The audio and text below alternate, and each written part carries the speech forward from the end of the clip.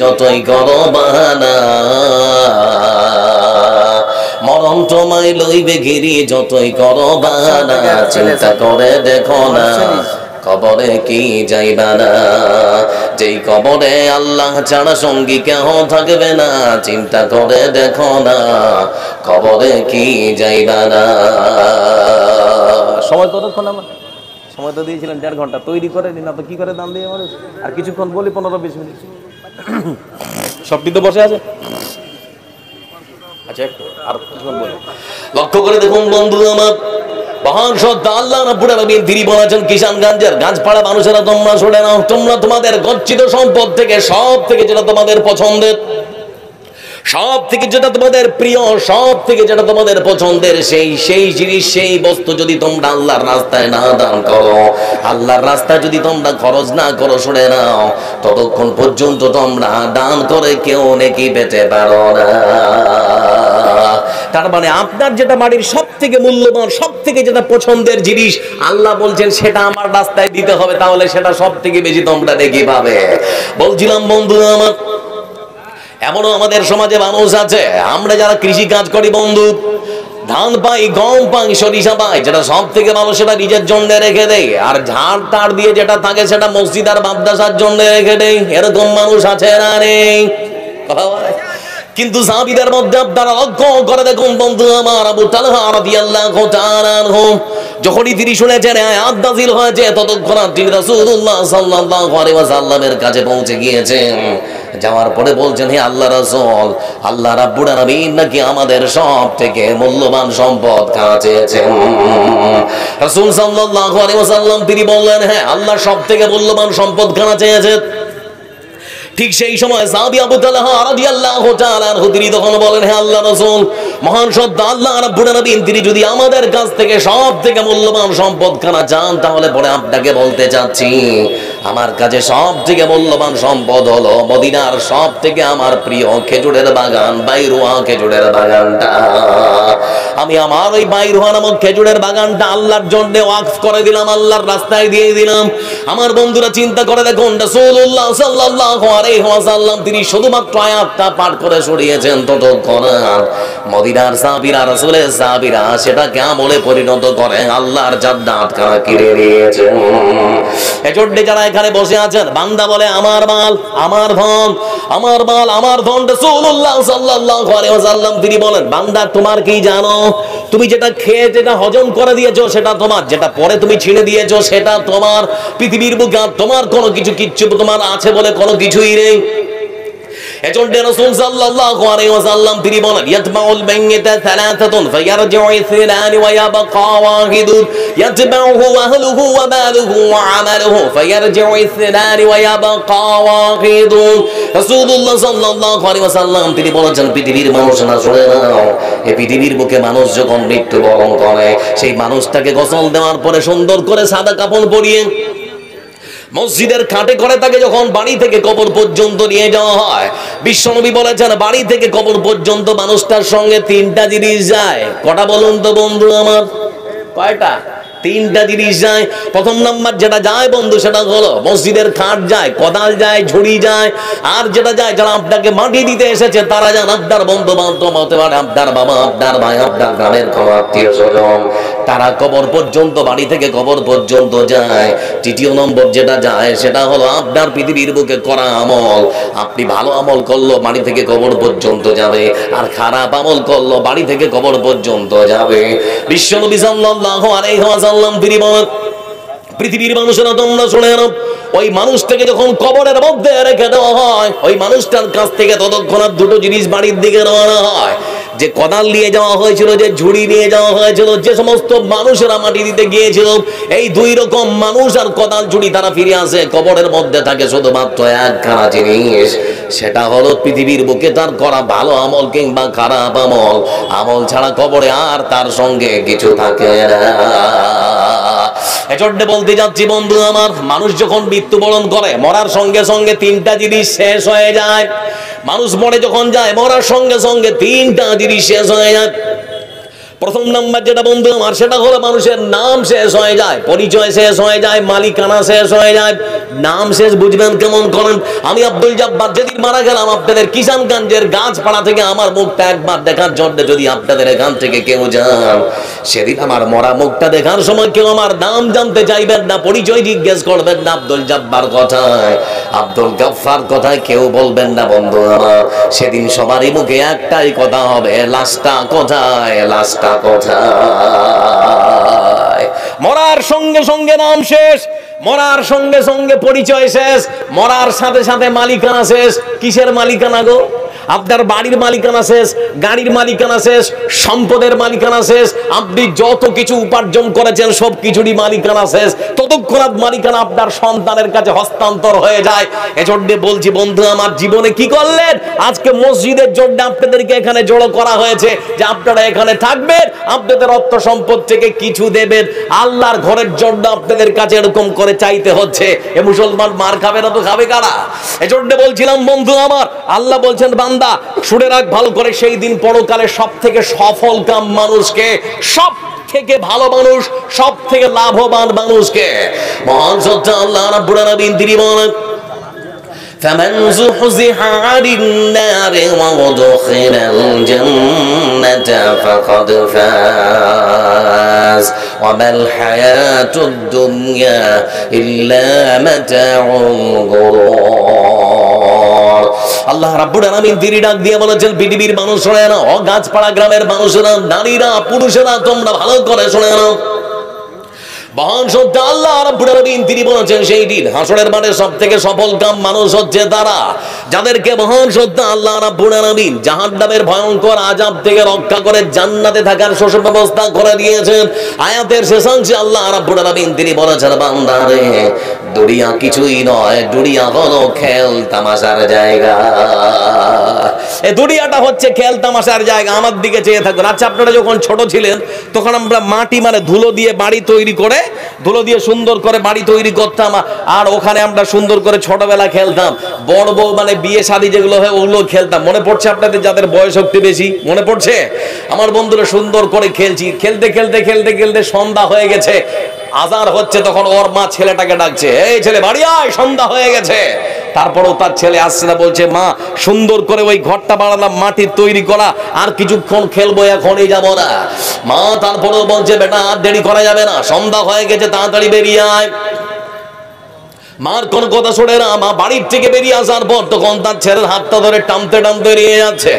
সন্তান কাঁদছে আর বলছে, মা এত সুন্দর ধুলো দিয়ে বাড়িটা বানালাম, এখনই তো যাওয়ার মন করে না।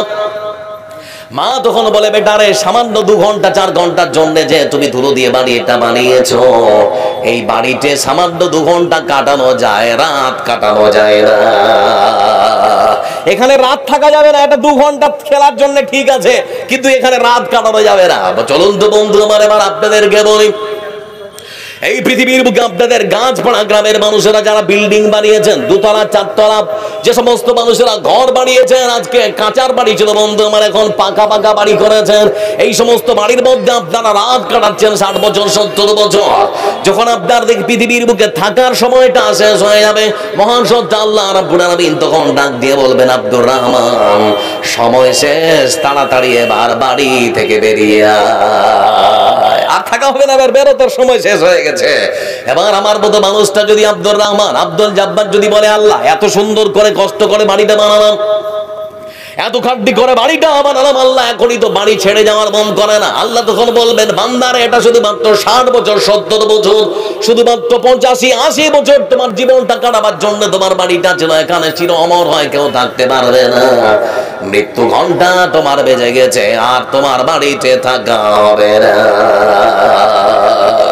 বন্ধু আমার, বড়দের জন্য প্রস্তুতির এজন্য আল্লাহ কোরআনে বলছেন, বান্দা কখন দান করতে হয়? আল্লাহ বলছেন মৃত্যুর পূর্ব মুহূর্তে দান করতে হয়। ওয়ানফিকু মিম্মা রাযাকনাকুম মিন ক্বাবলি আন ইয়াতিয়া আহাদাকুমুল মাউত। আল্লাহ বলছেন, বান্দা তোমার মৃত্যু আসার পূর্ব মুহূর্তে তুমি আল্লাহর রাস্তায় খরচ করো, তোমাকে আমি আল্লাহ যে সম্পদ দিয়েছি তার থেকে। এজন্য বলছি বন্ধু আমার, সারা জীবন ধরে রোদ বৃষ্টি ঝড়ে এত টাকা করছেন কামাই, কি করে নিয়ে যাবেন এত টাকা কবরে? কাফনের তো পকেট নেই, হাত তো বাঁধা। আপনাকে যে পোশাকটা পরানো হবে বিদায় জানানোর জন্য, সেটা তো এরকম করে হাত তো বাঁধা। পৃথিবীর বুকে যত অর্থ সম্পদ ইনকাম করেছেন কিছুই তো আপনার সঙ্গে যাবে না। এজন্য বন্ধু আমার, আজকে মসজিদটার জন্য একটু প্রস্তুতি নিন না। যারা এখানে বসে আছেন আমার মাথায় অনেক কিছু ঘুরছে, কিন্তু সময় সাথ দিচ্ছে না। এজন্য আপনারা যদি আমার সাথে একটু দেন তাহলে বাকি কিছু আলোচনা আপনাদেরকে শোনাতে আমি পারবো। আচ্ছা, আপনারা বিরক্ত হচ্ছেন নাকি? আপনারা কি বিরক্ত হচ্ছেন? আপনারা আমার সাথ দেবেন ইনশাআল্লাহ। এবার আপনাদেরকে বলছি, ওই ঘরটা হচ্ছে আল্লাহর ঘর। ওটা কার ঘর? মসজিদটা আল্লাহর ঘর। আর রাসূল সাল্লাল্লাহু আলাইহি ওয়াসাল্লাম তিনি ওয়াদা করেছেন, পৃথিবীর বুকে যে ব্যক্তি আল্লাহর জন্য ঘর বানাবে সেই ব্যক্তির জন্য আল্লাহ জান্নাতে ঘর বানাবেন। আচ্ছা, আমাদের জান্নাত দেওয়ার ইচ্ছা আছে না? নেই? প্রত্যেকটা মানুষের ইচ্ছা আছে আমরা জান্নাত দেব। আছে না ইচ্ছা? আছে। যারা মা বোন এখানে বসে আছেন আপনাদেরকেও বলছি, আপনি আপনার স্বামীর কাছ থেকে যে টাকাটা হয়তো আজকে নিয়ে এসেছেন কিছু খাবেন বলে, সেটাও আজকে এখানে দিয়ে যেতে হবে। কারণ ক্ষুদ্র ক্ষুদ্র দানগুলোকে আল্লাহ খুবই পছন্দ করেন, ভালোবাসেন। আল্লাযীনা ইউনফিকুনা ফিস সাররা ওয়াদ দাররা। আল্লাহ রাব্বুল আলামিন কয়েক শ্রেণীর মানুষের কথা বলেছেন যে আল্লাহ তাদের কাছে খুবই পছন্দের ওই সমস্ত মানুষেরা। তার মধ্যে এক শ্রেণীর মানুষ হচ্ছে যারা তাদের সম্পদ থেকে সচ্ছল এবং অসচ্ছল, গরিব হোক আর ধনী হোক, সে অবস্থাতে আল্লাহর রাস্তায় খরচ করে। এখানে মায়ের অনেক সুসন্তান আছেন যারা বাপ মায়ের জমি ভোগ করছেন। অনেক এখানে মানুষ আছেন তাদের সম্পদ ফেলে যাওয়ার সম্পদ আজকে আপনারা খাচ্ছেন। এমনকি কেউ নেই 10টা মানুষ 5টা করে 1000 টাকা দেবেন, 30 জন মানুষ বেশি নয় 1টা করে 1000 টাকা দেবেন। যদি কেউ মনে করেন পারবো মৌলানা, মসজিদের একটা জানালা দিয়ে দেবেন। যদি মনে করেন কেউ পারবো মৌলানা, হয়তো আপনারা 10 স্কয়ার ফিট 5 স্কয়ার ফিটের যে ওই টাইলসটা লাগবে আপনারা একাই দিয়ে দিতে পারবেন। এরকম অনেক মানুষ আছেন। এরকম কেউ আছেন দেওয়ার জন্য 1000 করে একটু প্রস্তুত হন তো। 1000 করে টাকা, 1000 করে আল্লাহর করো বান্দা। বন্ধু আমরা আমি দেখতে যাচ্ছি 1000 করে 10 জন আসুন, 10 জন 1000 করে। আর এই যে গামছাগুলো ঘুরছে আপনারা সেই গামছার মধ্যে দিয়ে দিন, মানে চুপে সাড়ে দিন। এটাও আল্লাহর খুব পছন্দ করেন। রাজুলুন তাসাদ্দাকা বিসাদাকাতিন ফাআখফাহা হাত্তা লা তা'লামা শিমালুহু মা তুনফিকু ইয়ামিনুহু। আল্লাহর কাছে এটাও খুবই পছন্দের। কে আছেন বন্ধু আমার? একজন বিসমিল্লাহ করেন। 1000 টাকা। 1000 চেয়ে আপনার কাছ থেকে বেশি চেয়ে ফেলেছি। আপনার সম্পদ থেকে 1000 টাকা চাইলাম, বেশি চেয়ে ফেললাম। ভাই কৃপণতা করছেন কেন? আল্লাহ যদি একটু মাথার দাঁতটা ঢিল করে দেয়, সারাদিন পাগলের মতো করে রাস্তায় ঘুরে বেড়াবেন, আপনার কথা কেউ শুনবে না। পাগলের কথা কেউ শুনে গো? পাগলের কথা কেউ শুনে? পাগলের কথা কেউ শুনে না। 1000 টাকা আমার হাতে দেবেন। কেউ আছেন আল্লাহর বান্দা? 1000 টাকা বেশি নয়, 1000। কোন মা বোন, কোন মা খালা এখানে আছেন? 1000। এরকম দৃশ্য তো আমি কোনোদিন কিষানগঞ্জে দেখিনি। বুঝতে পারছি না আপনাদের কাছ থেকে অগ্রিম নিয়ে নেওয়া হয়েছে নাকি। আরে ভাই, যদি নিয়েও নেওয়া হয় তারপরে 10 জন মানুষ চেয়েছি 1000 করে। আছেন কেউ? 1000 করে 10 জন। আসুন বন্ধু আমার, দেরি করবেন না। লাশের সাজে পালকি চড়ার প্রস্তুতি নাও বান্দারে, একটু ভাবো কেমনে রবে মাটির ঘরে আন্ধারে। লাশের সাজে পালকি চড়ার প্রস্তুতি নাও বান্দারে, একটু ভাবো কেমনে রবে মাটির ঘরে আন্ধারে। কে জানে কে বাঁচে কদিন, কে জানে কে বাঁচে কদিন, জানা কি যায় আহারে। হয়তো কাফনের কাপড় এসে গেছে বাজারে, তোমার দাফনের কাপড় এসে গেছে বাজারে। তোমার লাগি মাটির কবর আছে অধীর অপেক্ষায়, বাস বাগানে বাঁশের সারি নিত্য দুলে দুলে যায়। তোমার লাগি মাটির কবর আছে অধীর অপেক্ষায়, বাস বাগানে বাঁশের সারি নিত্য দুলে দুলে যায়। হচ্ছে তৈরি হয়তো তোমার, হচ্ছে তৈরি হয়তো তোমার আতর গোলাপ সুরমারে। হয়তো কাফনের কাপড় এসে গেছে বাজারে, তোমার দাফনের কাপড় এসে গেছে বাজারে। যেই পানিতে গোসল দিবে কুসুম গরম করিয়া, সেই পানি আর বড়ই পাতা আছে তৈরি খাটিয়া। যেই পানিতে গোসল দিবে কুসুম গরম করিয়া, সেই পানি আর বড়ই পাতা আছে তৈরি খাটিয়া। আজরাইলকে কবু বন্ধু, আজরাইলকে কবু বন্ধু ফাঁকি দেয়া যায় না রে, হয়তো কাফনের কাপড় এসে গেছে বাজারে, তোমার দাফনের কাপড় এসে গেছে বাজারে, লাশের সাজে পালকি চড়ার প্রস্তুতি নাও বান্দারে, একটু ভাবো কেমনে রবে মাটির ঘরে আন্ধারে। ভাই আমার সেই কবরের জন্য প্রস্তুতি দিন না, যে কবরটা বলছে আমি একাকীর ঘর, আমি অন্ধকার ঘর, আমি কিড়ামাকড়ার ঘর, আমি অন্ধকার ঘর। আমার কাছে আসার আগে আমল ঠিক করে আসবে। আমল যদি ভালো হয় তোমার সঙ্গে ব্যবহার ভালো হবে, আর আমল যদি ভালো না হয় তোমার সঙ্গে ব্যবহার খুবই খারাপ হয়ে যাবে। এজন্য সেই কবরটাকে আজকে সাজান না। কি নাম ভাই? তরুণ উদীয়মান এক যুবক ছেলে, 1000 টাকা। হ্যাঁ আচ্ছা ফয়সাল ভাই আমার 1000 টাকা কে জোড়া হবেন? একজন কেউ জোড়া হবেন। 1000 টাকা আছেন কেউ? আল্লাহর বান্দা আমার বন্ধুরা চিন্তা করে দেখুন, আজ থেকে 20 বছর আগে আমাদের মাটির ঘর ছিল, মারানা বলে সবারই মাটির ঘর। আল্লাহ কত আমাদের সুখে রেখেছেন গো, তারপর আল্লাহর শুকরিয়া আদায় করতে মন চায় না। 1000 টাকা ফোন পে। আচ্ছা স্ক্যানার আছে না তো কোনো নাম্বারে? আমার আর এক বড় ভাইজান 1000 টাকা দিয়েছেন 2 নাম্বার, আর একজন দিয়েছেন 1000 3 নাম্বার। আমার ভাই 4 নাম্বারে হবে ইনশাআল্লাহ। কেউ আছেন? মায়েরা যারা আছেন খালার আপনাদেরকে বলছি, 4 নাম্বারে একজন কেউ আছেন? 4 নাম্বারে একজন দেবেন। বলছিলাম যেটা কথা, আজ আপনার বাড়িতে বিল্ডিং, আপনার বাড়ির দেওয়ালগুলো সুন্দর করে রং করেছেন, কোন দেওয়ালে কোন রং লাগালে দেখতে আপনার ভালো লাগবে সেটাও আপনি সুন্দর করে ফেলেছেন। যারা এখানে বসে আছেন, আপনার বাড়িটা তো সাজিয়েছেন, আপনার টয়লেটটা পর্যন্ত মার্বেল পাথর দিয়ে সুন্দর করে সাজিয়েছেন। এবার আমি আপনাদেরকে বলতে চাচ্ছি, মরণের পর আপনার আর একটা বাড়ি আছে, ওটার নাম কি?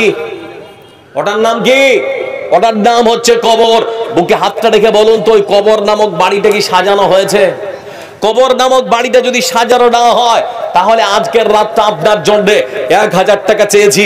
আচ্ছা ভাই 500 টাকা করে অন্তত 10 জন মানুষ দিন, 500 টাকা করে অন্তত 10 জন মানুষ দিন। আমার বন্ধুরা যারা এখানে বসে আছেন, একটা কথা বলছি উত্তর দিয়ে। আল্লাহর কাছ থেকে মানুষের জন্য সব থেকে বড় সম্পদ কি জানেন? মানুষের সুস্থতা, সুস্থ শরীর। এই সুস্থ শরীর যিনি দিয়েছেন তিনি কে? ভাই কথা বলে তিনি কে? আল্লাহ আমাদের সুস্থ শরীর দিয়েছেন। এই সুস্থ শরীর দিয়ে আমরা এখানে আছি। হাসপাতালে যান, আপনাদের কিষানগঞ্জ জেলা হাসপাতাল, লক্ষ্য করে দেখবেন শত শত মানুষ হাসপাতালের বেডে শুয়ে আছে না নেই? আল্লাহ আমাদেরকে কত সুস্থ রেখেছেন, তারপরও শুকরিয়া আদায় করতে মন চায় না। একটা মানুষের ছোট্ট একটা ঘটনা বলছি দেখুন, এখান থেকে আপনার মনটা যদি একটু হালকা পাতলা হয়ে যায়, যদি মনে করেন না মৌলভী সাহেব ঠিকই কইল জি, তাহলে যাক 500 টাকা 1000 টাকা একটু দিয়ে দেই, তাহলে পড়ে দিয়ে দিন। আমি আপনাদের পশ্চিম বাংলা, আমার পশ্চিম বাংলা জেলার পশ্চিম বাংলা রাজ্যের হুগলি জেলার একটা কথা বলছি। হুগলি জেলার নাম শুনেছেন আপনারা? হুগলি জেলা কলকাতা সার্কেলের মধ্যেও কিছুটা পড়ে। সে হুগলি জেলার চুচড়ো বলে একটা জায়গা আছে, সেখানে একজন বৃদ্ধ 70 বছরের মানুষ দুপুরবেলা তার পরিবারের সঙ্গে খেতে বসেছে। বাঙালির প্রধান খাদ্য ডাল ভাত সঙ্গে মাছ। তো ডাল ভাত আর মাছ ভাত খেতে খেতে বুকের বাম পাঁজরে হঠাৎ ব্যথা উঠে গেছে, প্রচন্ড ব্যথায় কাতর হয়ে গিয়েছে। তার বড় ছেলেকে তখন বলছে, বেটা তাড়াতাড়ি করে আমাকে হাসপাতাল নিয়ে চল, না হলে বাঁচবো না। কত বাবু? কে দিল এটা? তোমার আব্বু? তোমার বুবু দিয়েছে? আচ্ছা আর এক ছোট্ট একটা বাবু এসেছে, ওনার বুবু দিয়েছেন 500 টাকা। আল্লাহ তুমি কবুল করো, আল্লাহুম্মা সাল্লি আলাই, আল্লাহুম্মা বারিক আলাই। বলছিলাম বন্ধু আমার, সেই ব্যক্তি খেতে বসেছে, হঠাৎ বুকে যন্ত্রণা শুরু হলো। তার বড় ছেলেকে বলছে, বেটা আমি মনে হয় আর বাঁচবো না। বাবার কথা শুনে বড় ছেলে আর ছোট ছেলে দুজনে মিলে, বাড়িতে ছিল গাড়ি, ওই টাটা সবু করে তখন নিয়ে চলে গেল হুগলি জেলার চুচড়ো সদর হাসপাতালে। সেখানে নিয়ে গিয়ে তাড়াতাড়ি ডাক্তার বুকের মধ্যে ইসিজি করলো। রক্তের নমুনা নেওয়ার পর রিপোর্ট দেখে তখন ডাক্তার বলছে, আপনার বাবার হার্টের মধ্যে যে লাইনগুলো, রক্ত যাওয়ার যে নালীগুলো, সেই নালীর মধ্যে চর্বি জমে গেছে, ওটার একটা বাই সার্জারি করতে হবে, বুকটা কেটে, না হলে পরে আপনার বাবার যে কোনো সময় হার্ট অ্যাটাক করে মৃত্যুবরণ হতে পারে। এটা কে দিল বাবু? তোমার ভাই দিল। 500 টাকা আল্লাহ তুমি কবুল করো, আল্লাহুম্মা সাল্লি আলাই, আল্লাহুম্মা বারিক আলাই।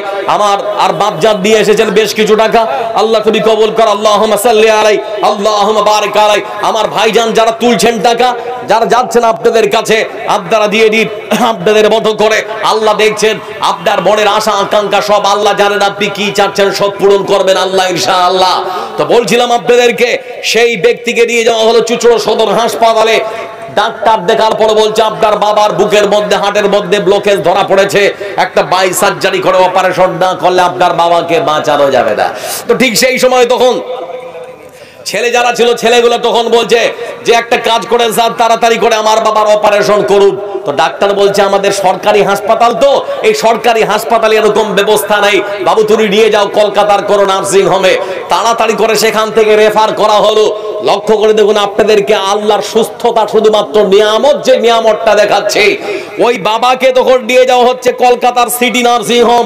সেখানে নিয়ে যাওয়ার পর রাত 8:30টায় রিপোর্ট দেখার পর বলছে আপনার বাবার হার্টের ব্লকেজ ধরা পড়েছে, বাই সার্জারি না করলে যে কোনো সময় আপনার বাপ মরে যেতে পারে। তোর বড় ছেলে তখন বলছে স্যার তাড়াতাড়ি করে বাই সার্জারি শুরু করুন, আর দেরি করবেন না। রাত তখন 8:30 বাজে, তার বাবাকে নিয়ে ঢোকানো হলো ওটি অপারেশন থিয়েটারে। অপারেশন থিয়েটারে ঢোকার পর তার বাবার বুক থেকে সুন্দর করে চিরেছে। আমার বন্ধুরা বলতে যাচ্ছিলাম, সেই বৃদ্ধ মানুষ বাপজির বুকটা সুন্দর করে চিরেছে, কেটেছে, ফেড়েছে, তারপর সুন্দর করে বুকের বাই সার্জারি করে দিয়েছে। এই বাই সার্জারি করার জন্য সময় লেগেছে 2.5 ঘন্টা। কত ঘন্টা? 2.5 ঘন্টা সময় লেগেছে বন্ধু আমার। দীর্ঘ 2.5 ঘন্টা সেই মানুষটার হার্টবিট যেন বন্ধ না হয়ে যায়, তার বাবার সংকোচন সম্প্রসারণ, ফুসফুস যেন চুপ হয়ে না থাকে, সেজন্য নানান ধরনের প্রযুক্তি ব্যবহার করা হয়েছে, নানান ধরনের যন্ত্রপাতি ব্যবহার করা হলো বন্ধু আমার। দীর্ঘ 2.5 ঘন্টা ধরে তার বাবার বুকের বাই সার্জারি করা হলো। হার্টের বাই সার্জারি করার পর তার বাবার বুকটাকে সুন্দর করে আবার সুতো দিয়ে বুকটাকে সেলাই করা হয়েছে। সময় নিয়েছে 2.5 ঘন্টা তার বাবার সুস্থতার জন্য বন্ধু আমার। 4 দিন ধরে হাসপাতালের মধ্যেই বেড রেস্টে রাখা হলো। 4 দিন পর তার বাবাকে যখন ছাড়ছে, ঠিক সেই সময় হুইল চেয়ার এইরকম করে বৃদ্ধ 70 বছরের মানুষটা বসে আছে।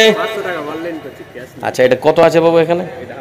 আচ্ছা 1000 আর 500 1500, তার 500 দিয়ে 2000 করে দাও, হবে না? আমার দিকে দেখো, একবার তাকালেই 500 টাকা আর বেশি হয়ে যাবে, হয়ে যাবে ইনশাআল্লাহ। কি নাম? সাব্বির আলা। ভাই সাব্বির 1000 করে দাও। আচ্ছা হবে ইনশাআল্লাহ, নেই নাকি? দেখো চেষ্টা করে হয়ে যাবে। আচ্ছা আমার ভাই উড়িয়ে দিচ্ছেন 1500 টাকা, আমি 500 টাকা দাবি করেছি, 2000 টাকা, দেখো যদি হয়। হ্যাঁ হবে না বলছে। আচ্ছা 1500 টাকা ভাই আমার, আমি বলছি ঘটনাটা, যদি আপনার মনটা যদি একটু হালকা হয়, যদি মনে করেন সত্যি আল্লাহ আমাদের অনেক নিয়ামত দিয়েছেন, তো তার বাপ এরকম করে হুইল চেয়ারে বসে আছে, হাতটা কাঁপছে, আর তার বড় ছেলে হুইল চেয়ারটা সুন্দর করে ধরে আছে। এমন সময় বন্ধু আমার হাসপাতালের একজন ডাক্তার বেরিয়ে এসেছে। বেরিয়ে আসার পর যে বিল হয়েছে হাসপাতালের, সেই বিলের কাগজটা তার বড় ছেলের হাতে সুন্দর করে ধরিয়ে দিয়েছে। যত টাকা বিল হয়েছে, বিলের কাগজটা তার বড় ছেলেকে এরকম করে ধরিয়ে দিয়েছে। বড় ছেলে এবার সুন্দর করে বিলের কাগজটা দেখছে, উপর থেকে নিচ পর্যন্ত। দেখতে দেখতে দেখতে দেখতে উপর থেকে নিচ পর্যন্ত যখন টোটাল অ্যামাউন্ট এনেছে বন্ধু আমার, তার বড় ছেলে দেখতে পেল বাবার অপারেশন করা আর হাসপাতালে থাকার মোট যে বিল, সেটা হলো 8 লক্ষ টাকা। কত টাকা বললাম? 8 লক্ষ টাকা। কত টাকা? 8 লক্ষ টাকা। আমার বন্ধুরা পাশে বসে থাকা হুইল চেয়ারে তার বাবা তখন বলছে, বেটারে ওটা তোর হাতে কি? বলে আব্বা আপনার যে অপারেশন, হাসপাতালের মধ্যে থাকার যে বিল, সেই বিলের কাগজ ধরিয়েছে। বলে আমাকে একটু দে, আমিও দেখি। তখন তার বাবা কাগজটা হাতে দিয়েছে, উপর থেকে নিচ পর্যন্ত তার বাবা তখন সুন্দর করে দেখতে আরম্ভ করেছে। নিচের দিকে তার বাবাও তখন তাকিয়ে দেখে টোটাল টাকার অ্যামাউন্ট হলো 8 লক্ষ টাকা। এই অ্যামাউন্ট দেখার পর তার বাবা তখন ঝরঝর করে কাঁদছে। আমার বন্ধুরা সেই বাপজির চোখের কান্না থেকে পাশে দাঁড়িয়ে থাকা ব্যক্তি ডাক্তার তখন ডেকে বলে, বাপজান কি ব্যাপার, কাঁদছেন কেন? বিল কি অনেক বেশি হয়ে গেছে? যদি মনে করেন বিল বেশি হয়েছে, তাহলে ডাক্তারেরা আলোচনা করব, সম্ভব হলে পরে আমরা কিছুটা কমিয়ে দেব। বাপজি তখন ডেকে বলে, বেটা ডাক্তার, এই সামান্য টাকার জন্য আমি কাঁদছি না, আমার ছেলেকে এখন একটা শুধুমাত্র ইশারা করবো 8 লক্ষ টাকা তোমাদেরকে পে করে দেবে, এক করে জমা করে দেবে। ডাক্তার দাঁড়িয়ে থাকা তখন বলছে তাহলে বাপজান কাঁদছেন কেন, কি ব্যাপার বুঝতে তো পারছি না। বৃদ্ধ বাপজি তখন ডেকে বলে, ও বেটা ডাক্তার, আমার কান্না করার কারণ যদি জানতে চাও তাহলে পড়ে শুনে নাও।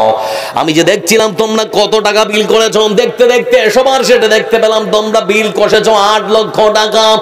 মনে মনে চিন্তা করছিলাম শুধুমাত্র আমার হার্টবিটকে 2.5 ঘন্টা তোমরা সুন্দর করে পরিচালনা করার জন্য, আমার হাড়ের সংকোচন সম্প্রসারণ বন্ধ যেন না হয়ে যায়, হার্টবিটটা যেন থেমে না যায়, তার জন্য তোমরা নানান ধরনের প্রযুক্তি ব্যবহার করেছো। নানান ধরনের মেশিন ব্যবহার করে তোমরা 8 ঘন্টা শুধুমাত্র আমার 2.5 ঘন্টা আমার হার্টবিটটাকে তোমরা চালু রেখেছিলে। এই 2.5 ঘন্টা তোমরা বিল কষেছো 8 লক্ষ টাকা। মনে মনে চিন্তা করছি যে মহান সত্য আল্লাহ রাব্বুল আলামিন আমাকে 17 বছর ধরে পৃথিবীর বুকে বাঁচিয়ে রেখেছেন। সে আল্লাহ রাব্বুল আলামিন আজ পর্যন্ত আমার হাতে 1 টাকাও বিল ধরায়নি। সেজন্য আল্লাহর শুকরিয়া আদায় করছি। আল্লাহ তুমি কত বড় নিয়ামত দিয়েছো, শুধুমাত্র একটা শরীরের পার্টস 2.5 ঘন্টা শুধুমাত্র তারা ভালো মতো সেটা সরবরাহ করেছে, শুধুমাত্র 2.5 ঘন্টা আমার হার্টবিটকে তারা বন্ধ হতে দেয়নি। সেজন্য যদি হয় আমার বিলের কাগজে যদি লেখা থাকে 8 লক্ষ টাকা, রাব্বুল আলামিন 17 বছর তুমি যে আমাকে পৃথিবীর বুকে বাঁচিয়ে রেখেছো, তাহলে আমার হার্টবিটের বিল কত টাকা হতে পারে? চিন্তা করে দেখুন বন্ধু আমার। আচ্ছা ভাবুন তো, আল্লাহ আপনাদেরকে দুটো চোখ দিয়েছে, এই চোখ দুটো যদি শেষ হয়ে যায়, আপনার সব থেকে আপন কোনো মানুষ দুটো চোখ দিবে গো? কথা বলে না, দিবে? কেউ দিবে না। আপনার পা যদি কাটা পড়ে যায়, কোনো মানুষ কি বলবে যে আমার একটা পা লেলে? বলবে? বলবে না বন্ধু আমার। চিন্তা করে দেখুন এজন্য আল্লাহ কত আপনাদেরকে যে নিয়ামত দিয়েছে, সেই নিয়ামতের অন্তত শুকরিয়া আদায় করুন। এজন্য আসুন বন্ধু আমার, যারা এখানে বসে আছেন, বেশ কয়েকজন দিলেন আমার হাতে 500 500 হাজার হাজার করে, আর কয়েকজনের কাছ থেকে যাচ্ছি। আছেন কেউ দেবেন 500 500? আল্লাহর নিয়ামতের শুকরিয়া আদায় করুন। 500 টাকা চেয়েছি, 1000 টাকা চেয়েছি, আপনার কাছ থেকে বন্ধু বেশি চাইনি। আল্লাহর ঘর বান্দা আছে বলে, মৌলভী সাহেব নিয়ে যে আসেনি তো দিয়ে আসেননি, তো নামটা লিখিয়ে দেন, কালকে দিয়ে দেবেন। 5 দিন পরে দেবেন, 1 সপ্তাহ পরে দেবেন। 500 500 1000 টাকা করে আর কে আছেন দেবেন? আসুন বন্ধু, একটু উঠুন, আল্লাহর ওয়াস্তে একটু আসুন। 500 টাকা চেয়েছি, 1000 টাকা চেয়েছি, আপনার কাছ থেকে বেশি চাইনি। আসুন বন্ধু আমার, যে যেভাবে পারবেন সেভাবে মসজিদে অংশগ্রহণ করুন। আল্লাহর ঘর মসজিদ হবেই হবে। যারা হয়তো মনে করছেন আমি না দিলে হবে না, আপনার চিন্তা ভাবনা বদলান, আল্লাহর ঘর তৈরি হবে। আরেক বাপ যা আমার দিয়েছেন 500 টাকা, আল্লাহুম্মা সাল্লি আলাই, আল্লাহুম্মা বারিক আলাই। আরেক যুবক ছেলে আমার ভাই দিয়েছেন 1000 টাকা, আল্লাহুম্মা সাল্লি আলাই, আল্লাহুম্মা বারিক আলাই। আসুন বন্ধু আমার, আর কে দেবেন? তাড়াতাড়ি করে আসুন। আমি পৃথিবী এমনই রবে, শুধু আমাকে ছেড়ে চলে যেতে হবে। কত ভাইজান আপনার? 1000 500 1000 করবেন না? আরেক বড় ভাই আমার উড়িয়ে দিচ্ছেন 500 টাকা। আসুন তাড়াতাড়ি করে, চটচট করে। আজকের রাতটা খুবই মানে সেরকম গুরুত্বপূর্ণ সময়, প্রত্যেকটা মিনিট পার হচ্ছে। আজকে আপনাদের কাছে আজকের প্রধান বক্তা অনেক দূর থেকে উড়িয়ে এসেছেন, আপনাদের সুপরিচিত, খুব সুন্দর ভাবে আলোচনা করেন, আমার সম্পর্কে নানা হয়। আপনাদের প্রধান বক্তার কিছুক্ষণের মধ্যে আসবেন। এক ভাই দিলেন 500, আর এক ভাই দিলেন 500। আসুন বন্ধু আমার, আর কে দেবেন? 500 500 1000 1000 করে, চটচট করে।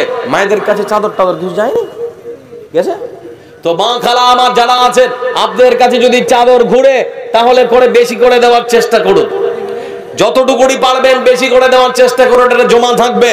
যদি আপনারা জান্নাতে আল্লাহর ঘর নিতে চান, আমি পৃথিবী এমনই রবে, শুধু আমাকে ছেড়ে চলে যেতে হবে।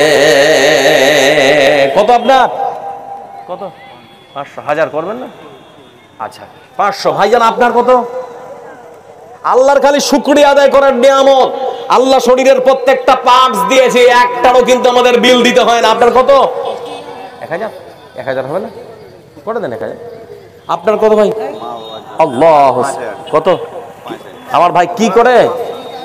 কি করেন ভাই? আল্লাহ, কি নাম? উসমান ভাই। নামের সাথে কামের খুব মিল আছে বলো না? উসমান মানে উসমান গানি, তোড়ো তুমি তো 5000। কে অসুস্থ আছে? আচ্ছা মা বাবা। শুনো উসমান ভাই, নামটার সঙ্গে আর একটু কাম করে দিলে হবে না? আর 5000 টাকা পড়ে দিয়ে দিবে দিবে ইনশাআল্লাহ। এদিকে দেখো, আচ্ছা জোর নয়, এখন দিতে হবে না, পড়ে দিও। 10,000 একটা কলম নেবো খালি, আমার সোনা ভাই। এদিকে দেখো ভাই, বলি না তোমার নামটা উসমান, তো সেজন্য বললাম ভাই আমার 5,000 টাকা পড়ে দিও, লিখে দাও। আল্লাহর রাস্তায় আল্লাহ কোন দিক দিয়ে দেবে তুমি কল্পনা করতে পারবে না, দিলে কমে না। 2,000 তো 7,000 হয়ে গেল। বিয়ে হয়েছে না হয়নি? তো আমার বোনটার জন্য 1,000 টাকা দিয়ে দাও, 8,000 কর দাও, হবে না? তোমার বাড়িতে ঝগড়া হবে তখন। আচ্ছা 1,000 টাকা বোনটার জন্য দাও, 8,000। হ্যাঁ আলহামদুলিল্লাহ বলো, বলো বলো ইনশাল্লাহ। তা আর তো 2,000 দিলে হয়ে যেত। হ্যাঁ ভাই, আর 2,000 টাকা, মানে জান্নাতের সুসংবাদ প্রাপ্ত সাহাবী 10 জন একই সঙ্গে দেওয়া হয়েছে, একই সঙ্গে দেওয়া হয়েছে 10 জনকে, মানে আরো আছেন কিন্তু 10 জনকে একই সঙ্গে দেওয়া হয়েছে জান্নাতের সুসংবাদ। তার 2,000 টাকা দিয়ে 10,000 হয়ে যেত ভাই। উসমান হবে না ভাই? না না 8,000। যাক উসমান ভাই আমার 8,000 টাকা। দেখো যেতে যেতে চিন্তা করো, যদি মনটা হালকা হয়তো ঘুরে এসে 2,000 টাকা দিয়ে চলে যাবে, অসুবিধা নেই। তো আমার উসমান ভাই দিয়েছেন 8,000 টাকা, 5,000 নগদ, 3,000 টাকা বাকি, তাই তো ভাই? হ্যাঁ অনলাইন হবে যে, স্ক্যানার দিয়ে দেন, হয়ে যাবে ইনশাআল্লাহ। আসল বন্ধু আমার, উসমান ভাইয়ের বাবা অসুস্থ আছে, দোয়া চেয়েছেন। রাসূলের হাদিসের পরিভাষায় দোয়া করে দেই, আল্লাহুম্মা যাহাবুল বাস রাব্বান নাস ইশফি আনতা শাফি লা শিফা ইল্লা শিফাউকা শিফা লা ইউগাদিরু সাকামা। আমরা বলি আমিন। আমার বন্ধুরা আসুন, আর কে দেবেন? 500 500 হাজার হাজার। আমিহীন পৃথিবী এমনই রবে, শুধু আমাকে ছেড়ে চলে যেতে হবে। হয়ে গেছে টোটাল নাকি? হয়ে গেছে। আসবে সুজনেরা, কাঁদবে আপনেরা, দুটো দিন পরে আবার ভুলে যাবে, চলে যাবে। আমিহীন পৃথিবী এমনই রবে, শুধু আমাকে ছেড়ে চলে যেতে হবে। हाजी मंजूर साहब गांव के सरदार साहब हैं, वो 3,000। এই গ্রামের সর্দার সাহেব আছেন এখানে? কই ছেলেটা আছে এখানে? উনি নাকি? এই যে ভাইজান, সর্দার সাহেবের ছেলে ওই ভাই নাকি যাচ্ছে গামছা ঘাড়ে করে? নাসিম ভাই একটু আসো না। আচ্ছা শুনে যাও, শুনে যাও। আসবে না, পালিয়েছে। 3,000 টাকা। তো সর্দার সাহেব যদি থাকতেন তো 2,000 টাকা হতো ইনশাল্লাহ, 5,000 হয়ে যেত। তো নেই তো আর কি করে করা যাবে? হ্যাঁ দিয়েছে নাকি? যাক আলহামদুলিল্লাহ। আপনাদের গ্রামের সর্দার সাহেব দিয়েছেন, আগে দিয়েছেন আবার এখন দিয়েছেন 3,000 টাকা। ভাই আর কে আছেন? আমি যা চেয়েছিলাম আশা করি কম বেশি চলে এসেছে। তো এবার যে যার মতো করে পারবেন আসুন, 500 500 করে আমার হাতে অন্তত 10 জন মানুষ হাত ধরিয়ে দিন। 500 টাকা করে। মায়েদের কাছ থেকে দাম আসলো কিনা আমার জানা নেই। যদি মায়েরা আপনাদের কাছ থেকে কিছু না আসে তাহলে পরে আপনাদের কাছ থেকে কিছু নিতে চাচ্ছি। এবার আমি আপনাদের সামনে এই বক্তব্যের ছোট্ট একটা ঘটনা আপনাদেরকে শোনাতে চাচ্ছি। যদি আরেকটু মনটা হালকা হয়ে যায় তাহলে আবারও আপনারা কিছু দেওয়ার চেষ্টা করবেন। আল্লাহ রাব্বুল আলামিন তিনি আবার বলছেন, গাছপাড়া মানুষের গ্রামের মানুষেরা শোনো, পৃথিবীতে তোমরা তো অনেক ব্যবসা করলে, একটা আওয়াজ কমাতে হবে, আওয়াজ হচ্ছে। গাছপাড়ার মানুষদেরকে এবার আল্লাহ রাব্বুল আলামিন তিনি বলছেন, তোমরা তো অনেক ব্যবসা করেছো। আপনারা যারা আছেন অনেকে অনেক ব্যবসা করেছেন। কেউ কাঁচামালের ব্যবসা করেন, কেউ ছাগলের ব্যবসা, কেউ গরুর ব্যবসা। যে কোনো ব্যবসা করেন পৃথিবীতে, লাভও হতে পারে, লোকসানও হতে পারে। পারে না? পারে না জি? পারে না? পারে না। কিন্তু আল্লাহ বলছেন, বান্দা তোরা যদি আমার সঙ্গে ব্যবসা করিস তাহলে তোদের খালি লাভ হবে, লোকসান হবে না। আল্লাহ বলছেন, আমার সঙ্গে যদি একটা ব্যবসা করিস, সেই ব্যবসায় শুধু লাভ আর লাভ, লোকসান হবে না। আচ্ছা সেই ব্যবসার কথাটা বলে দিব, বলবো কি? ব্যবসা করা যাবে আল্লাহর সঙ্গে? কথা বলেন, আল্লাহর সঙ্গে ব্যবসা করা যাবে না? যাবে না? এটাও যাবে। আরেকটা কথা বলে দিচ্ছি, যারা এখানে বসে আছেন, প্রত্যেকটা আত্মীয় স্বজনের সঙ্গে কথা বলার জন্য নির্দিষ্ট একটা মোবাইল নাম্বার থাকে, থাকে না? থাকে না? ওই মোবাইল নাম্বারেই কিন্তু ওই মানুষটাকে ফোন করতে হয়। আলাদা নাম্বারে যদি ফোন করেন তাহলে তার সঙ্গে কথা হবে না, অন্য মানুষের কাছে চলে যাবে। যাবে না? যাবে না? আল্লাহর সঙ্গে কেউ কথা বলেছেন মোবাইলে? কথা বলেন, আল্লাহর সঙ্গে কেউ কথা বলেছেন? আপনাদেরকে এখান থেকে যাওয়ার আগে আল্লাহর সঙ্গে যোগাযোগ করার একটা মোবাইল নাম্বার দিয়ে যাব। নিবেন না? নিবেন না? নিবেন? আপনারা ভাবছেন যে মাথা খারাপ হয়ে গেছে নাকি? যে আল্লাহর সঙ্গে যোগাযোগ করার কি মোবাইল নাম্বার পাওয়া যায়? আরে ভাই, আমি আপনাদেরকে বলছি, অবশ্যই আপনাদেরকে একটা আল্লাহর সঙ্গে যোগাযোগ করার মোবাইল নাম্বার দিয়ে যাব।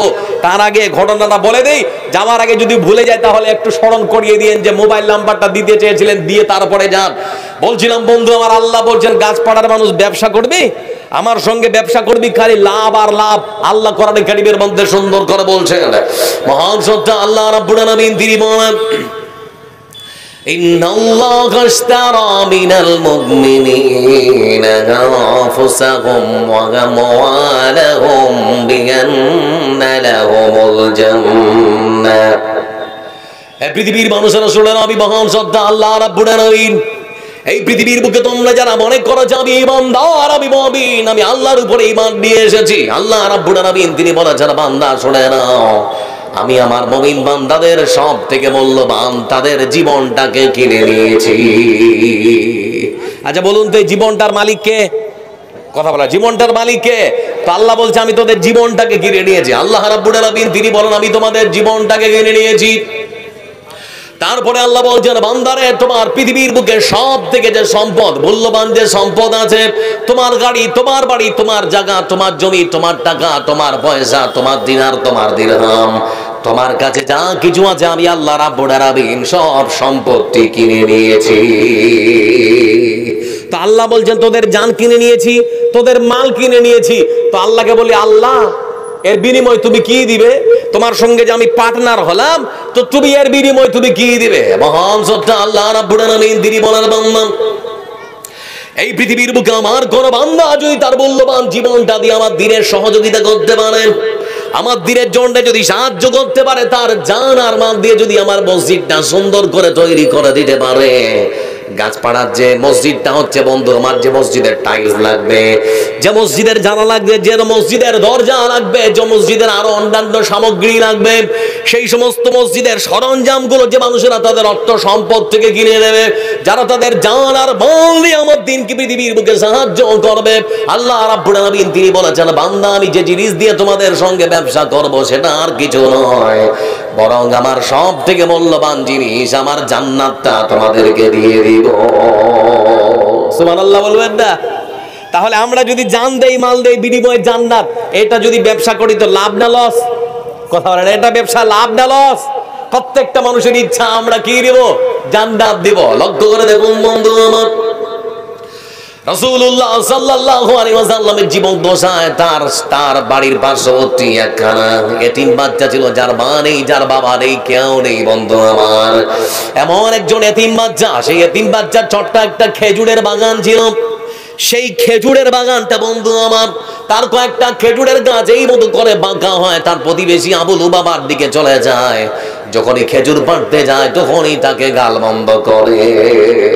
তো ছোট্ট বাচ্চাটা ভাবছে, যাক সুন্দর করে খেজুরের ডালপালা কেটে আর এরকম করে বেড়া দিচ্ছে আর কি, যেরকম করে আমরা বেড়া দিন, আপনারা বেড়া দেন না, সেরকম করে বেড়া তুলে দিচ্ছে। আমার বন্ধুরা ঘিরতে গিয়ে লক্ষ্য করে দেখাও, খেজুরের যে বেড়া দিতে শুরু করেছে, সেই বেড়া দেওয়ার সময় তার প্রতিবেশী আবুল বাবা আর একটা খেজুরের গাছ তার দিকে চলে এসেছে। আবুল বাবাকে তখন ডেকে বলছে সেই এতিম বাচ্চাটা, ভাই আবুল বাবারে, তোমার ওই খেজুরের গাছটা তুমি যদি আমাকে দিয়ে দাও, তাহলে পরে আমার বেড়াটা আমি সুন্দর করে সোজা করে দিতে পারবো।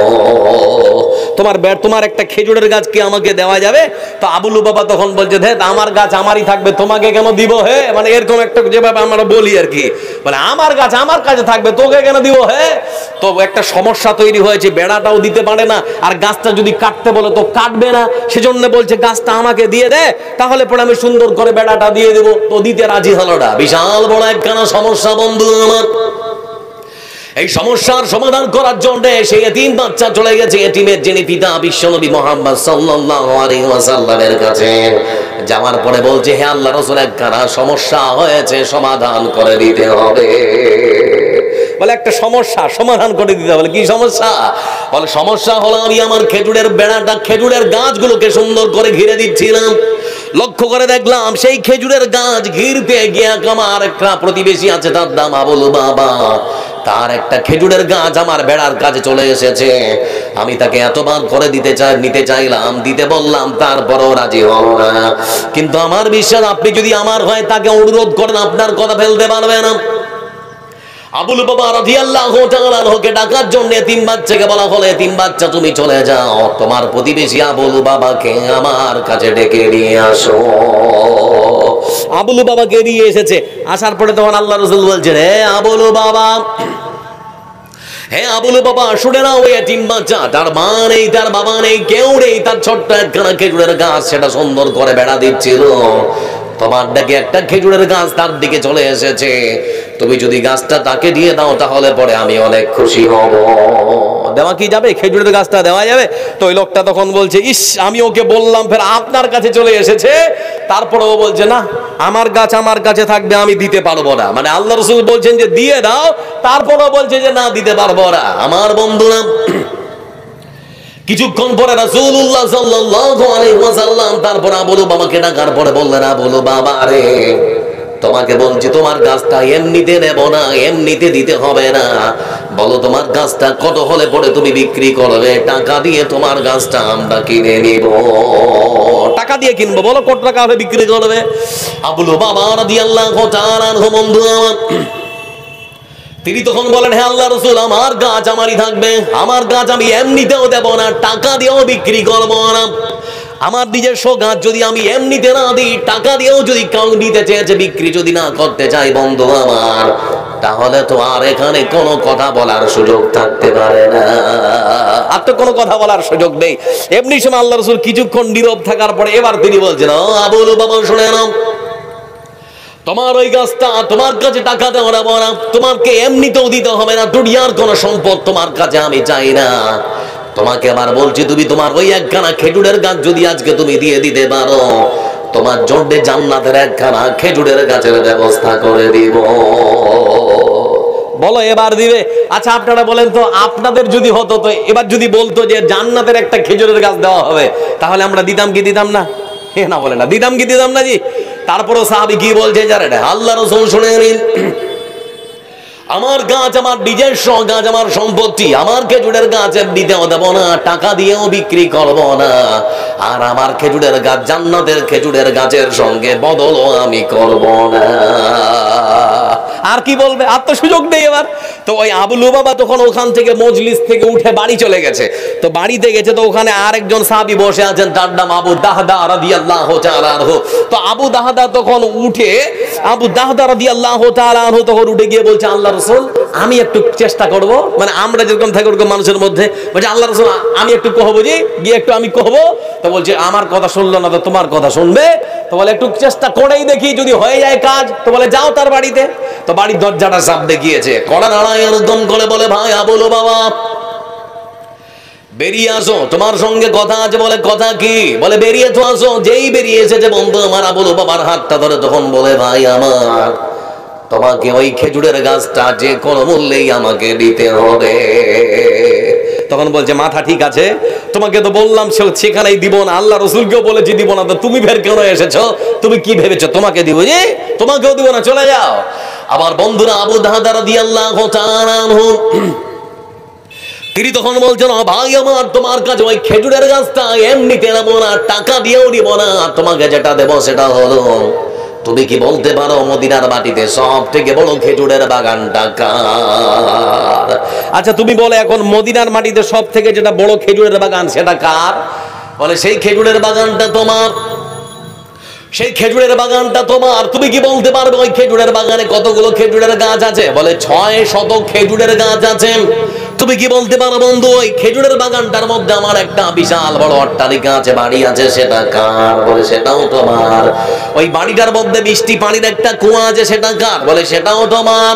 তখন বলছো, ও ভাই আবুল বাবা, তোমার ওই একটা খেজুরের গাছ তুমি যদি আজকে আমাকে দিতে পারো, তোমাকে আমার বিশাল বড় খেজুরের বাগানটা, তারপরে আমার সেই অট্টালিকার মতো বিশাল বড় বাড়িটা, বাড়ির মধ্যে মিষ্টি পানির কুয়াটা, সব কিছু তোমাকে দিয়ে দিব, বিনিময় খালি একটা খেজুরের গাছ দিব। দিবে? আমার বন্ধুরা তখন সব চিন্তা করছে, এতগুলো সম্পদ দিতে রাজি হয়ে গিয়েছে, যাক আমিও রাজি হয়ে যাই। সে তখন বলছো, ও ভাই আবুল বাবা, সত্যি যদি তুমি তোমার বিশাল বড় খেজুরের বাগান, তোমার বাড়িটা, তোমার ওই অট্টালিকাটা আর তোমার মিষ্টি পানির কুয়াটা তুমি যদি আমাকে দিতে চাও, তাহলে পরে তোমার সঙ্গে আমি ব্যবসা বদল করতে রাজি আছি। অদল বদল হয়ে গেল। তখন বলছে ঠিক আছে তাহলে লেখাপড়ি করে নাও। তো লেখাপড়ি করেছে। আবু দাহদা তখন ওই খেজুরের গাছের লেখাপড়া করা মানে যে কাগজ যে পত্রটা ওটা নিয়ে তখন চলে এসেছে। বলে আল্লাহ রাসূল সাল্লাল্লাহু আলাইহি ওয়াসাল্লাম বিশ্বনবীর কাছে এসে তখন বলছে হে আল্লাহ রাসূল, কাজ হয়ে গেছে। বলে কি কাজ? বলে যে কাজের জন্য আমি আবু লুবাবার বাড়ির দরজা পর্যন্ত গিয়েছিলাম তার গাছটা আনার জন্য, আমি তার গাছটা নিয়ে চলে এসেছি, গাছ আমাকে দিতে রাজি হয়েছে। বলে নিলে কেমন করে? বলে আল্লাহ রাসূল ওই গাছটা দেওয়ার জন্য আমার বিশাল বড় খেজুরের বাগানটা তাকে দিয়ে দিয়েছি, আমার খেজুরের বাগানের মধ্যে যে আমার বিশাল বড় অট্টালিকাটা সেটাও দিয়ে দিয়েছি, আর অট্টালিকা বাড়ির মধ্যে যে আমার পানির কুয়াটা ছিল সেটাও দিয়ে দিয়েছি। রাসূলুল্লাহ সাল্লাল্লাহু আলাইহি ওয়াসাল্লাম তিনি তখন বলছেন আবু দাহদা রে, গাছটা যখন নিয়ে এসেছো দেরি কেন, তাড়াতাড়ি করে এতিম বাচ্চার হাতে তুলে দাও। রাসূল সাল্লাল্লাহু আলাইহি ওয়াসাল্লামের কথা শুনে আবু দাহদা তিনি তখন বলছেন আল্লাহ রাসূল না, আমিও দেব না। বলে তাহলে এর কি লাভ হলো এনে? রাসূলুল্লাহ সাল্লাল্লাহু আলাইহি ওয়াসাল্লামের কথা শুনে তখন আবু দাহদা বলছে আল্লাহ রাসূল এমনিতে দেব না। বলে তাহলে কিসের বিনিময়ে দেবে বলো? বলে আপনি যেমন করে আবু লুবাবাকে বলেছিলেন ওই একটা খেজুরের গাছ দিলে জান্নাতের একটা খেজুরের গাছের ব্যবস্থা আপনি করে দেবেন। আপনি যদি আমাকে এই অঙ্গীকার দিতে পারেন, এই সত্য যদি আমার আপনি পূরণ করতে পারেন, ওই একটা খেজুরের গাছ আমি তার হাতে তুলে দেব, বিনিময়ে যদি আপনি আমাকে বলেন জান্নাতের খেজুরের গাছ আপনি দিবেন, তাহলে পরে আমি এতিম বাচ্চার হাতে গাছটা তুলে দিতে চাইব, না হলে পরে আমিও তাকে দিব না। আগে আমাকে বলেন যে ওই কথা তাকে যেরকম করে বলেছিলেন অনুরূপ আমাকে আপনি একটা জান্নাতের গাছের ব্যবস্থা করে দিবেন, তাহলে দিব, না হলে দিব না। আমার বন্ধুরা ঠিক সেই সময় রাসূলুল্লাহ সাল্লাল্লাহু আলাইহি ওয়াসাল্লাম তিনি তখন বলেন ও আবু লুবাবা, ও আবু দাহদা শুনে নাও, যে মানুষটা শুধুমাত্র জান্নাতের একখানা খেজুরের গাছ দেওয়ার জন্য তার বিশাল বড় খেজুরের বাগানটা বিলীন করে দিতে পারে, যে মানুষটা জান্নাতের একখানা খেজুরের গাছের জন্য বিশাল বড় অট্টালিকা রাজপ্রাসাদটা দিয়ে দিতে পারে, সেই মানুষটার জন্য আমি রাসূল সাল্লাল্লাহু আলাইহি ওয়াসাল্লাম তোমার জন্য আবু লুবাবা শুধুমাত্র তোমার জন্য জান্নাতের মধ্যে একখানা খেজুরের গাছ নয় বরং শুনে নাও, আমি আবু দাহদা তোমার জন্য জান্নাতের মধ্যে একটা খেজুরের বাগানের জামিনদার হয়ে গেলাম। সুবহানাল্লাহ বলা যাবে না? আমার বন্ধুরা চিন্তা করে দেখুন, মানে জান্নাতে শুধু একটা খেজুরের গাছ দেয় বলে জান্নাতের মধ্যে খেজুরের বাগানের জামিনদার হয়ে গেলাম। সম্পদ আছে আপনার, আল্লাহ আপনাকে টাকা পয়সা দিয়েছে, সম্পদ দিয়ে যে কোনো মূল্যে আপনারা খালি আল্লাহর জান্নাতটা কেনার চেষ্টা করুন। এবার যারা এখানে বসে আছেন আমি আপনাদেরকে বলছি, এই পৃথিবীর মানচিত্রে অনেকগুলো দেশ আছে যে দেশগুলো ফুটবল খেলাতে খুব বাহাদুর। এরকম দেশ আছে না নেই? আপনাদের দিকে ফুটবল খেলে না হুজুর? আপনাদের দিকে ফুটবল খেলায় দেখবেন মাঠে ওদিকে 11টা এদিকে 11টা প্লেয়ার ফুটবল খেলছে, আর গ্যালারিতে খালি অনেকগুলো মানুষ ধরে নিন গিজ করছে। দু দেশের মধ্যে ফুটবল খেলা হচ্ছে, চারিদিকে গ্যালারিতে একেবারে হাজার হাজার মানুষ, আর ওই ফুটবল খেলার মাঝখানে ঠান্ডার সময় ঘন কুয়াশা আছে। যখন কুয়াশা লাগে জি ঠিক সেই সময় মনে হচ্ছে এই 2-7 জায়গা দেখতে পাওয়া যায়, এরকম হয় না? কুয়াশা যখন ঠান্ডার সময় কুয়াশা লাগে, আপনারা ওটা কি কহেন? কুয়াশা তো কহেন নাকি? ওই কুয়াশা যখন লাগে তখন দেখবেন যে 10 হাত দূরে দেখতে পাওয়া যায় না। তো ওরকম ফুটবল খেলতে মানে এত ঘন কুয়াশা চলে এসেছে, রেফারি যে খেলা করবে তো রেফারি মানুষগুলোকে প্লেয়ারগুলোকে দেখতে পায় না। তো রেফারি তখন ফিরফিরি করে বাঁশি বাজিয়ে দেয়, ফির করে বলছে খেলাটা কিছুক্ষণের জন্য বন্ধ করা হলো। খেলার বন্ধ করার যেই ঘোষণা দেওয়া হয়েছে, বড় ভাই এসেছেন নাকি? এত সুন্দর একটা ঘটনা বললেন, কারো মন হালকা হয়নি? আমার বড় ভাইয়ের মন খারাপ হালকা হয়েছে। আচ্ছা, যারা ব্যবসায়িক হয় তাদের মনটা উদার হয়। আসেন বড় ভাই, এদিকে আসেন। কত? 2000। এত সাজগোজ করে এসেছেন, 2000 টাকা নয় বড় ভাই, কিছু 1 হাত করে। আলহামদুলিল্লাহ, ব্যবসায়িক মানুষ। আচ্ছা, মসজিদের জন্য এদিকে দেখেন, আর 2,000 সোনা আর কইলজা আর ধন আর মানি, তাও হবে না? এতটুকু হলে তাও কিছু হবে না। দেখেন বড় ভাই, আচ্ছা আপনার কথা না আমার কথা, 4,000 টাকা দেন। হ্যাঁ, এদিকে দেখেন, একবার দেখলেন রাজি হয়েছেন, মাথাটা ঝুঁকে। আচ্ছা, আরেকবার আমার দিকে দেখেন, এদিকে দেখেন বড় ভাই, শুনেন একটু দাঁড়ান, গুনাহ হবে না। এদিকে দেখেন না জি, কি নাম? মোস্তফা ভাই, মোস্তফা ভাই, এক হাত করছি ভাই। আলহামদুলিল্লাহ, যাক দূর থেকে রাজি হয়ে যান, রাগ করে হলো রাজি হয়ে যান। মোস্তফা ভাই রাজি? যাক আলহামদুলিল্লাহ, নারে তাকবীর, লিল্লাহে তাকবীর। আমার ভাইজান মোস্তফা ভাই 5000 টাকা। আল্লাহ আমার ভাইকে ভালো রাখুন, সুস্থ রাখুন, তার সুস্থতার জন্য দোয়া করছে। আল্লাহুম্মা সাল্লি আলাইহি, আল্লাহুম্মা বারিক আলাইহি। বন্ধু আমার, ভাই বাপজান যারা এখানে বসে আছেন, আমি আপনাদেরকে বলছিলাম ফুটবল খেলার মাঠে রেফারি বাঁশি বাজিয়ে দিয়েছে কেন? ঘন কুয়াশায় প্লেয়ার গুলো দৌড়চ্ছে তো দেখতে পাওয়া যায় না, সেই জন্য। তো মাঠের মধ্যে যে 10 জন খেলছিল, ওই 10 জন উঠে ড্রেসিং রুমে চলে গেছে আরাম করার জন্য। আর গোলকিপার যে ছিল, ওই গোলকিপার বাকি 10 জনকে দেখতে পায়নি। ও মনে করছে ওরা হয়তো খেলছে, এরকম বুক চিতিয়ে একেবারে গোল রক্ষকের দায়িত্বে এরকম করে দাঁড়িয়ে আছে। কারণ বলটা যদি চলে আসে, গোল যদি হয়ে যায়, তো 10 জন মানুষের সম্মান ডাউন। ও কিন্তু রেফারির বাঁশি শুনতে পায়নি আর কি, সেজন্য এরকম করে দাঁড়িয়ে আছে, বুক চিতিয়ে দাঁড়িয়ে আছে, যে কোনো মূল্যে আমি গোল হতে দেব না। কিছুক্ষণ পর তৃতীয় রেফারি মাঠ থেকে এসে বলছে, ভাই আপনি এখনো কেন দাঁড়িয়ে আছেন? জি। বলে কি হয়েছে? বলে রেফারি খেলাটা বন্ধ করে দিয়েছে কিছুক্ষণের জন্য, ড্রেসিং রুমে যান। আর আপনার 10 জন যে সাথী ছিল ওরা সবাই চলে গেছে, আপনি এখানে এখনো কি করছেন? ওই গোল রক্ষক যখন এ কথা শুনলো, তার মনের মধ্যে খুব দুঃখ আর আফসোস হলো। সে মনে মনে ভাবছে যে 10 জন মানুষের সম্মান বাঁচাবার জন্য আমি আমার জীবন দিয়ে হলেও এখানে দাঁড়িয়ে আছি। এই 10 জনের একজনও ছিল না যে আমাকে এসে হাতটা ধরে বলতে পারে, ভাই খেলাটা কিছুক্ষণের জন্য বন্ধ আছে, চলো আমরা সবাই ড্রেসিং রুমে গিয়ে আরাম করি। একজন কি ছিল না? ভাই আমার, যে মানুষগুলোর জন্য দিন রাত পরিশ্রম করছেন, আপনার পরিবারে 8 জন 10 জন যে আছে, আর ভাঙা পরিশ্রম করছেন দিন রাত একাকার করে। কে মজুরি খাচ্ছেন, কে দিনের বেলা কাজ করতে যাচ্ছেন, কে রাজমিস্ত্রি, কে ব্যবসার কিছু করছেন। যে মানুষগুলোর জন্য আপনি সারা রাত ইনকাম করে চলেছেন, সে মানুষগুলো মরার পরে একটাও আপনার সাথে যাবে না। আপনার বাড়িতে যে 8 জন 10 জন আছে, সবাই এরকম করে আপনাকে ফাঁকি দিয়ে দেবে।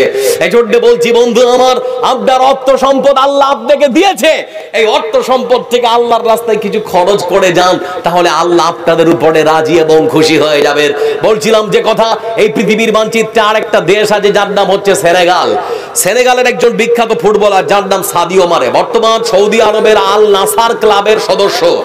বর্তমান সময়ের আল নাসার ক্লাবের একজন বিখ্যাত ফুটবলার যার নাম সাদিও মানে। আচ্ছা, তার নাম হচ্ছে সাদিও মানে। বন্ধুরা, সেই মানুষটার ইনকাম কত জানেন? 29,76,00,000 টাকা পার মান্থ ইনকাম করে। অথচ তার হাতের মধ্যে একটা ভাঙা আইফোন। তিনি এরকম করে সংবাদ সম্মেলন করছেন, এক সাংবাদিক জিজ্ঞেস করছে, ভাই সাদিও মানে কি ব্যাপার, আপনার তো এত স্যালারি, এত টাকা ইনকাম করেন, তো মুঠো ফোনটা হাতের মধ্যে যে মুঠো ফোনটা আপনার আছে ওটা ভাঙা কেন? আপনি তো চাইলেই আপনার একটা সুন্দর আইফোন কিনতে পারেন। ঠিক সেই সময় আমার ভাই মুসলমান যার নাম সাদিও মানে, মুখ ভর্তি করা দাঁড়িয়ে, তিনি তখন সাংবাদিককে প্রশ্ন করছেন, ভাই আমার, আমি চাইলেই আমার জন্য একটা নয় কয়েকটা আইফোন কিনতে পারি, আমি চাইলে আমার জন্য নিজস্ব একটা জেট বিমান করে আমি আকাশে উঠতে পারি, আমি চাইলে আমার জন্য কয়েকটা মার্সিডিজ গাড়ি কিনতে পারি। তবে প্রশ্ন করছি তোমাকে সাংবাদিক ভাই, এতে আমার সমাজের মানুষের লাভ কি হবে? এতে আমার পিছিয়ে পড়া মুসলমানদের লাভ কি হবে? তাহলে আপনি এত টাকা দিয়ে করেন কি? বলে আমার এত টাকা স্যালারি, আমি 3 ভাগের 2 ভাগ আমি আমার মুসলমান পিছিয়ে পড়া মানুষদের জন্য খরচ করে দেই। যারা লেখাপড়া করতে পারে না তাদের লেখাপড়ার ব্যবস্থা করে দিয়েছি, যারা হয়তো শীতের সময় বস্ত্র পায় না তাদের কাপড় কিনে দিয়েছি, যে সমস্ত মানুষেরা হয়তো ঠিক মতো খাবার পায় না তাদের বুকে খাবার তুলে দিয়েছি, যারা হয়তো চিকিৎসা পায় না তাদের জন্য চিকিৎসার ব্যবস্থা করে দিয়েছি। আমার বন্ধুরা, এরকম মানুষ কেউ নেই যে বুক ভুলিয়ে বলতে পারে ওই মসজিদটা যদি সুন্দর করে নির্মাণ করা হয়, ওখানে বক্তব্য পড়া হবে, আপনাদের এলাকার পিছিয়ে পড়া গরিব মানুষের বাচ্চারা সেখানে গিয়ে পড়বে, কোরআন পড়বে, ওখানে গিয়ে কোরআনের শিক্ষা অর্জন করবে, ওখানে গিয়ে অনেক হাদিসের হয়তো দোয়া মুখস্থ করবে, আপনার আমলনামায় অনেক নেকি লেখা হবে। এরকম কি কোনো মানুষ নেই? আপনারা হয়তো একটা বারের জন্য ওটা বলতে পারেন যে হ্যাঁ মাওলানা আমি আছি, 500 হাজার আমি দিতে পারি। এবার আমি আপনাদেরকে যেটা বলতে যাচ্ছি বন্ধু আমার, আমি আপনাদেরকে শেষাংশে বলছিলাম দান করলে সমাজের কি লাভ হয়। আমি আপনাদেরকে ভূমিকায় বলেছিলাম দান করলে সমাজের কি লাভ হয়। আচ্ছা আপনারা বলুন, দান করলে সমাজের লাভ হয় না ক্ষতি হয়? শেষের দিকে একটু আমার সঙ্গে কথা বলুন। কেউ যদি দান করে দানবীর মানুষেরা, তাহলে সমাজের লাভ হয় না ক্ষতি হয়? লাভ হয়। এবার আমি আপনাদেরকে বলছি কিভাবে লাভ হয়, আর যদি দান না করেন তাহলে পরে ক্ষতি কি হয়। রাসূল সাল্লাল্লাহু আলাইহি সাল্লাম তিনি একটা হাদিস বর্ণনা করছেন এরকম করে, হাদিসের পরিভাষায় তিনি বলছেন এক ব্যক্তি, মানে এক ব্যক্তির কথা বলছেন, রাজুলুল লা তাসাদদাকনা বিসাদাকাতিন ফাখারাজা বিসাদাকাতিহি ফাওয়াদাআহা ফি ইয়াদি সারিকি। আপনাদের গাছপাড়া গ্রামের মধ্যে ধরে দিন একটা ধনবান মানুষ তার গচ্ছিত সম্পদ থেকে একটা টপলা করেছে, রাতের অন্ধকারে বেরিয়ে পড়েছে বন্ধু আমার, রাতের আধারে বেরিয়ে পড়েছে তার গচ্ছিত সম্পদ থেকে আল্লাহর রাস্তায় খরচ করার জন্য। তিনি মনে মনে ভেবেছেন রাত্রিবেলা যার সঙ্গে আমার সাক্ষাৎ হবে তারই হাতে আমার টপলাটা তুলে দিব, যার সঙ্গে দেখা হবে তারই হাতে তুলে দেব। রাতের অন্ধকারে তার গচ্ছিত সম্পদ যে টপলাটা করেছে সেই টপলাটা নিয়ে বেরিয়েছে বন্ধু। টপলা নিয়ে যেই বেরিয়েছে, রাতের আধারে একজন মানুষের সঙ্গে দেখা হলো, তারই সাথে তুলে দিয়েছে।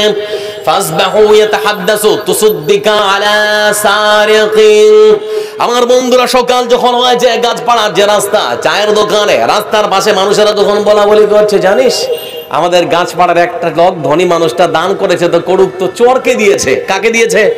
কথা বলেন দাদি, কাকে দিয়েছে? বলে চোরকে দিয়েছে। লোকটা যখন শুনলো বন্ধু আমার চোরের হাতে দানটা চলে গেছে, লোকটা তখন বলছে আল্লাহুম্মা লাকাল হামদ। যাইনি, সব ঠিক আছে ওইখানে, ওই যে মেলা লাগিয়েছেন না, ওই মেলাতে চলে গেছে সবটি। বলি সাহেব বলেন, সবটি মেলায় চলে গেছে।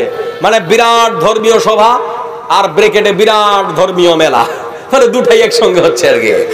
বলছিলাম বন্ধু আমার, সেই লোকটা যখন শুনেছে, লোকটা তখন বলতে শুরু করেছে আল্লাহুম্মা লাকাল হামদ, হে আল্লাহ তোমার পবিত্রতা, তোমার প্রশংসা বন্দনা করছি। একজন চোর পেয়েছে তো কি হয়েছে, আমার মন ছিল দান করার, আমি দিয়ে দিয়েছি।